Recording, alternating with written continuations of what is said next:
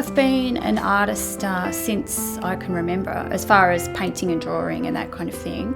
And I remember looking at more contemporary artists thinking, and abstract artists thinking, where does that come from? Because I'd been so well trained to have an external subject matter, so something I would look at, whether it be my horse in the paddock or a bird in a tree, and I would be looking at not just copying, but certainly finding something within myself and connecting.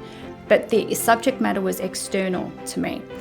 Then I changed mediums to clay, which really opened me up a little bit more to probably working in the moment, because clay, especially initially, it's very unpredictable. And I began to see a beauty in that. And then I did my diploma of transpersonal art therapy, where we were asked to paint how we felt. So we'd walk into the room and paint or draw how we felt. Initially, that was really confronting for me, because I'd been brought up in with a more traditional approach. So that's the biggest change, really. Instead of having an external subject matter, the subject matter's internal. How do you feel? And it's expressing that. That doesn't always that's not always a great piece of art. That's just an expression of self. But I began to then, as an artist, see a beauty in that. And so that became a huge part of my life, and I became so comfortable working with an internal subject matter. I have never wanted to leave that space, and yet I'm still pushing boundaries within that, but I've never wanted to leave it, because it's fascinating. It's unpredictable. It's a story that unravels before your eyes without having a planned approach.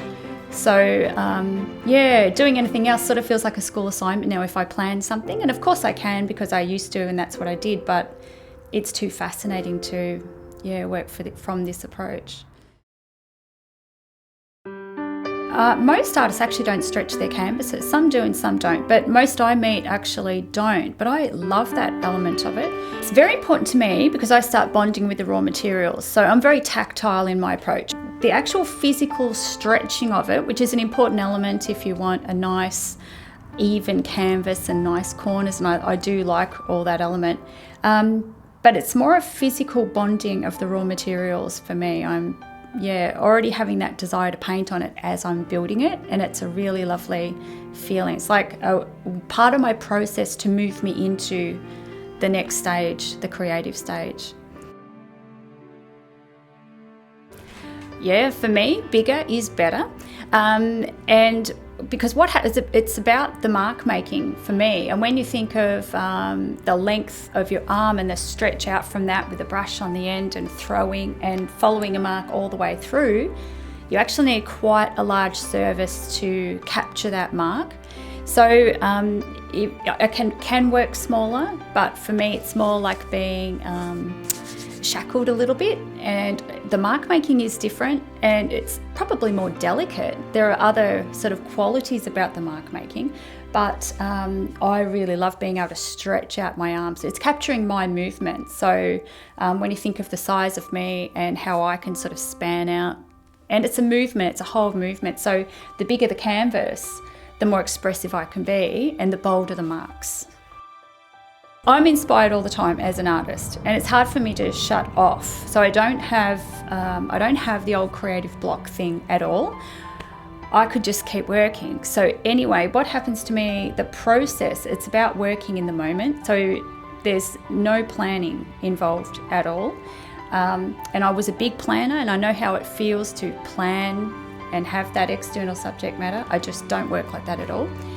So it's about letting go, working in the moment, and it's about forming a rhythm. It doesn't matter sort of which colour paint I start with or anything like that. It's like working your way into a meditation, and you go through various processes to get to a point or within the zone. And really I can pick up any paint colour. It's my body movement, me feeling comfortable in my space. And at the same time I'm building up certainly layers and textures, and balance is beginning to happen and that kind of thing. And it's a little bit like Alice in Wonderland finding the rabbit hole and going down. There's a point where things change, and I sort of become more unconscious, and not unconscious as in unconscious, but not conscious of time, things do change and I'm suddenly down the rabbit hole and a whole world opens up in there. And that's when it becomes really, really exciting. And that's part of the process.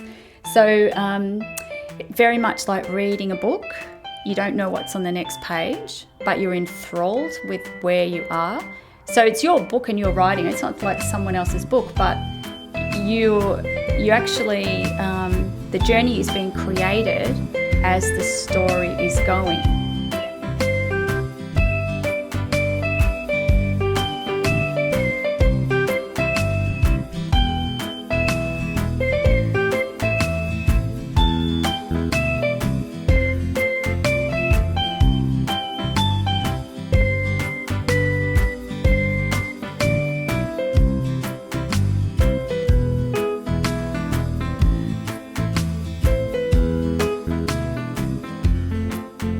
I find the more gnarly and grotty the brush, the better the mark making. I love those brushes. Like I've had the same brushes that I paint with today, I must have had for like 15 years. Some of them are my old ceramic brushes.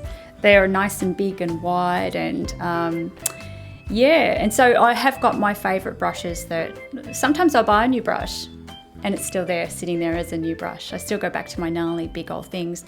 And sometimes if I feel the urge to create really enormous marks within the work, I might create a fan and put a couple of brushes. I've done that at times, or I might need to bring the chair over to actually get height and slam paint into paint. And that depends, where the story's taking me. How much paint do you go through? Heaps. Yes, art stores love me.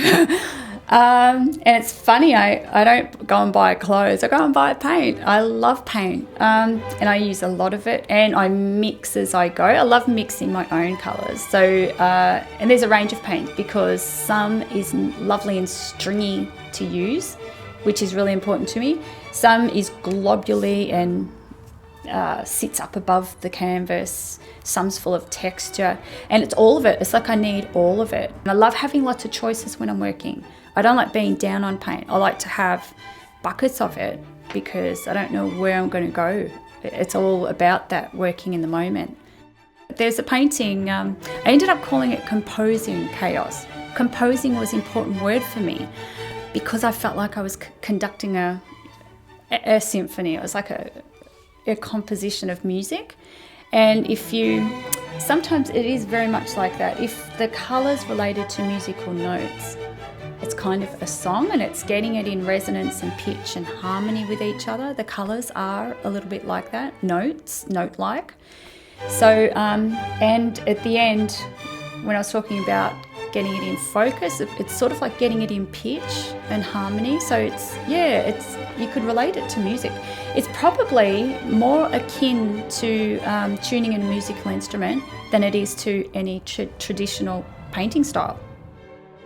So many people will say, I get it from people all the time, don't I find this world lonely that I'm in? And no, I don't. It's full, and I keep trying to shut myself off so I can have more of it. I don't feel that at all. And when I'm down the rabbit hole, I feel like I'm probably connected to everything. I don't feel sort of connected in a universal sense. I feel connected to all and to life, and I feel like all my worries have dissipated and I feel good about all.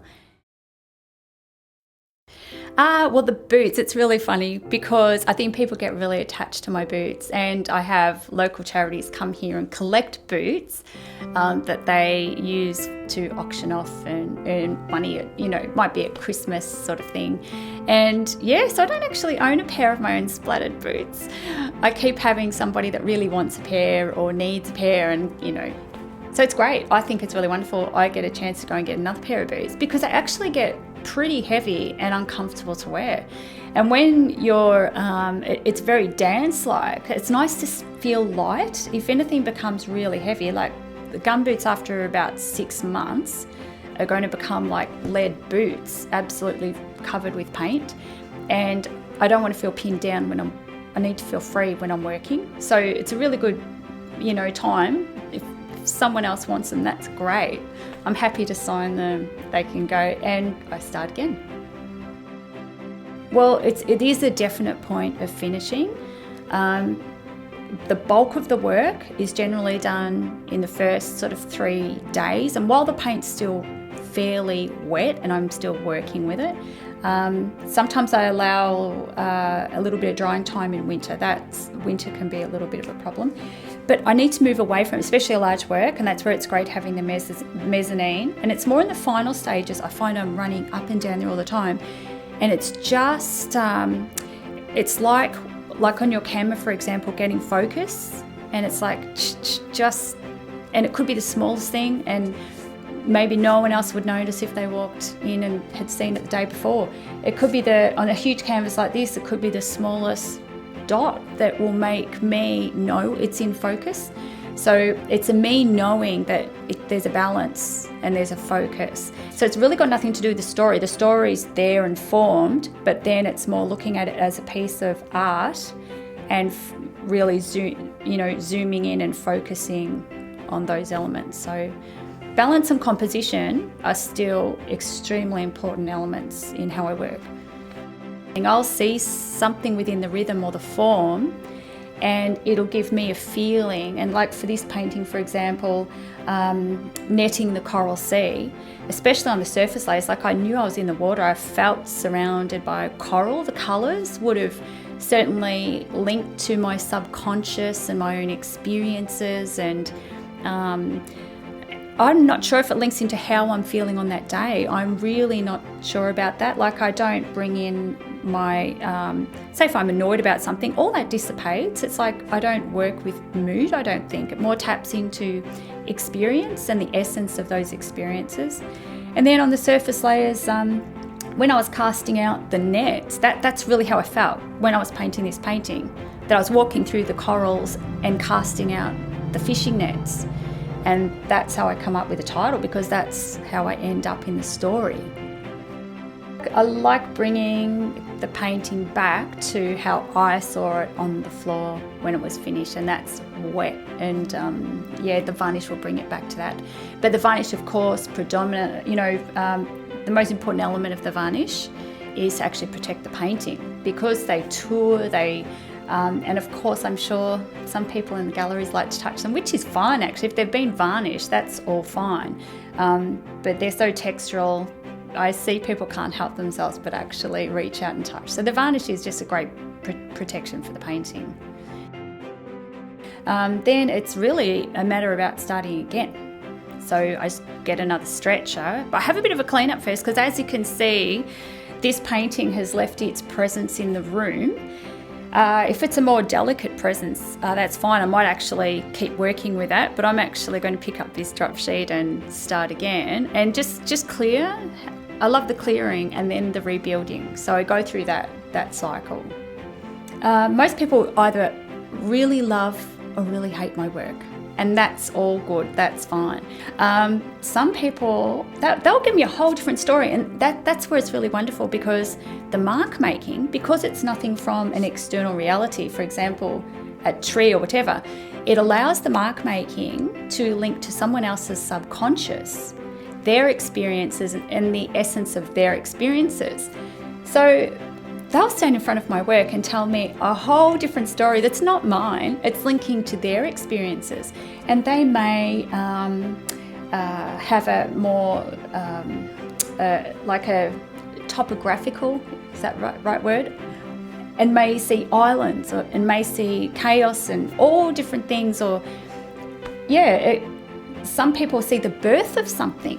I've had that one in my paintings. Or what have some people thought it was horses running across the surface of the canvas. So you think, wow, that's amazing, because that's not where I was, that's not where I was in my story. And it just shows that the viewer and their subconscious and their experiences, they create a different story. And I think that's wonderful, because then conversation occurs, and it's really amazing.